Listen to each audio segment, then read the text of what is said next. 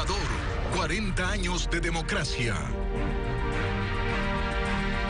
Seguimos este recorrido desde el retorno a la democracia. La segunda etapa de estas 4 décadas estuvo marcada por la crisis bancaria, el desgaste de los partidos tradicionales y un mandatario que estuvo en el poder durante 10 años. Con él llegó además la Constitución que actualmente nos rige. Juan Carlos Aizprúa nos acompaña esta noche. Y Juan Carlos, te preguntamos, son 3 los textos constitucionales en este periodo democrático. ¿Qué tal, Denise? Así es. Luego de la dictadura militar, los ecuatorianos decidieron mediante referéndum en 1978 que un texto constitucional nuevo rija los destinos del país.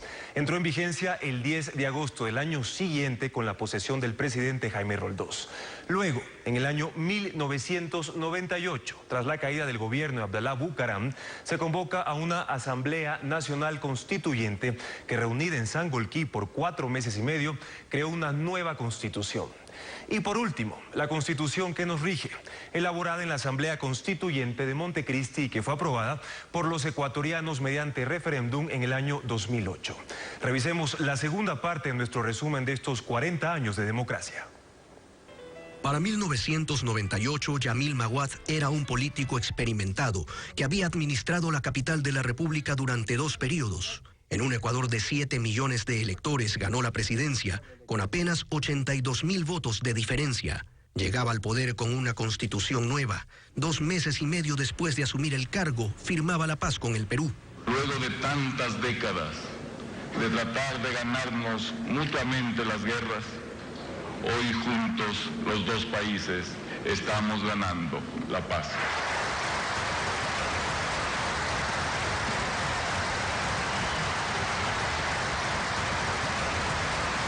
Y un año después, un acuerdo con los Estados Unidos para que instalen una base militar en Manta. En su gobierno se expidió una ley de salvataje bancario para destinar recursos del Estado a bancos privados que hubieran quebrado. La idea, se dijo, era para proteger los ahorros de la gente y el sistema financiero nacional. La emisión inorgánica y la devaluación no conocían de límite. La economía caía en un agujero profundo y en 1999 se congelaron los depósitos de los ecuatorianos en medio de una catástrofe donde se veía a los bancos caer uno tras otro sin que nadie pudiera impedirlo. Hemos considerado necesario prolongar por un día el feriado bancario decretado hoy por la Junta Bancaria. El 9 de enero del 2000 decretó la adopción del dólar en sustitución de la moneda nacional. De 4.500 sucres por dólar se había pasado a 25.000 sucres por dólar en menos de un año. Este sistema va a permitir que ese precio del dólar no cambie nunca más. 12 días después, el 21 de enero, un grupo de militares se sumó a las manifestaciones indígenas que se habían tomado las calles de Quito y lo terminaron derrocando. Un presidente derrocado no renuncia, está derrocado. La crisis económica del país llevó a que cientos de miles de ecuatorianos se fueran del país hacia Europa buscando mejores condiciones de vida.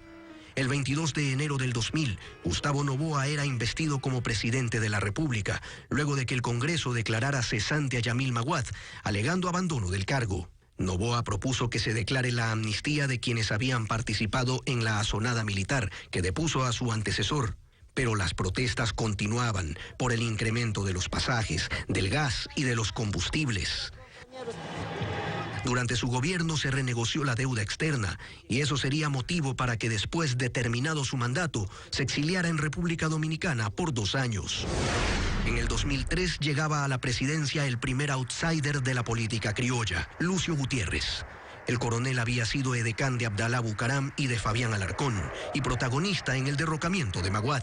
Ayer fue el mejor día de mi vida, hoy será mucho mejor. Su discurso de lucha contra la corrupción lo llevó a triunfar en primera y segunda vuelta contra lo más clásico de la política, Rodrigo Borja, Osvaldo Hurtado, León Roldós y Álvaro Noboa. Gutiérrez llegó al poder con el respaldo del movimiento indígena y de los sindicatos, pero al poco tiempo se separa de ellos y emprende un acercamiento hacia la derecha, que redundó en manifestaciones que criticaban la firma de una carta de intención con el Fondo Monetario Internacional. En noviembre del 2004, el Congreso intentó enjuiciarlo políticamente para sacarlo del cargo. Gutiérrez respondió en diciembre con una reestructuración de la Corte Nacional de Justicia. Esa corte, bautizada como Pichi Corte, anuló los juicios contra Abdalá Bucaram, Gustavo Noboa y Alberto Dajic, y se dispararon las movilizaciones que terminarían sirviendo de escudo para que el Congreso lo destituyera en abril del 2005. ¿Jura usted respetar y hacer respetar la Constitución Política de la República, leyes de la República, orden constituido y defender los sagrados intereses de la patria, la democracia y del pueblo ecuatoriano? Lo juro. Poco ortodoxa como ha sido la política ecuatoriana fue la posesión de Alfredo Palacio como presidente. Lo hizo la entonces vicepresidenta del Congreso, Cynthia Viteri, en un local que no era la sede del Legislativo.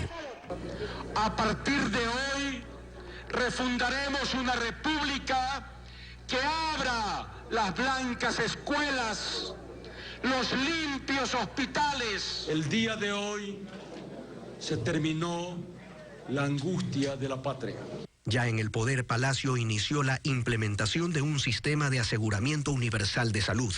Impulsó además una reforma a la ley de hidrocarburos para que el Estado reciba al menos el 50% de la renta.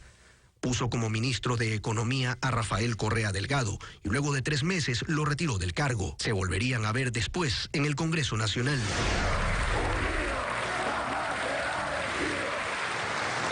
Y es que Correa ganaría las elecciones del 2006 con un discurso nacionalista y de crítica abierta a los partidos políticos. Impulsó una asamblea constituyente que redactó una nueva constitución, amplia en derechos e hiperpresidencialista. El presidente de la República no es solo jefe del poder ejecutivo, es jefe de todo el Estado ecuatoriano. Y el Estado ecuatoriano es poder ejecutivo, poder legislativo, poder judicial, poder electoral, poder de transparencia y control social, superintendencias, procuraduría, contraloría, todo eso es Estado ecuatoriano. Reestructuró casi toda la normativa interna del país y controló todos los poderes del Estado. Impulsó una campaña de desprestigio contra los medios de comunicación e incluso llegó a plantear juicios penales. Si ven la prensa corrupta, para que se pongan bravísimos lo de la CIF de nuevo, trompudos, y para que tengan un motivo para atacarnos en estas elecciones, miren lo que va a hacer. La prensa corrupta ni para madurar aguacate, compañero. Todo esto en medio de la mayor bonanza petrolera de los últimos tiempos, que le permitió tener recursos que fueron destinados a incrementar la inversión pública, en educación y salud sobre todo. Con amplias mayorías parlamentarias, Correa implementó cambios normativos e institucionales, pero las acusaciones de corrupción terminarían afectando a su imagen y pese a tener la posibilidad de optar por una nueva reelección, resolvió no hacerlo y designó como su sucesor a Lenín Moreno. Moreno triunfó en las elecciones del 2017. Un triunfo en medio de denuncias de fraudes que las autoridades correístas desestimaron de inmediato. Ahora se ha dado por llamar revolución a cualquier pendejada. Todo apuntaba a que sería más de lo mismo, pero Moreno le dio la espalda al autoritarismo y decidió dar inicio a un gobierno de concertación, en el que se transparentaron las cuentas públicas y empezó a aparecer la estela de corrupción de la administración de su antecesor. No hay tal mesa servida. Esa es la pura y neta verdad. No hay tal mesa servida.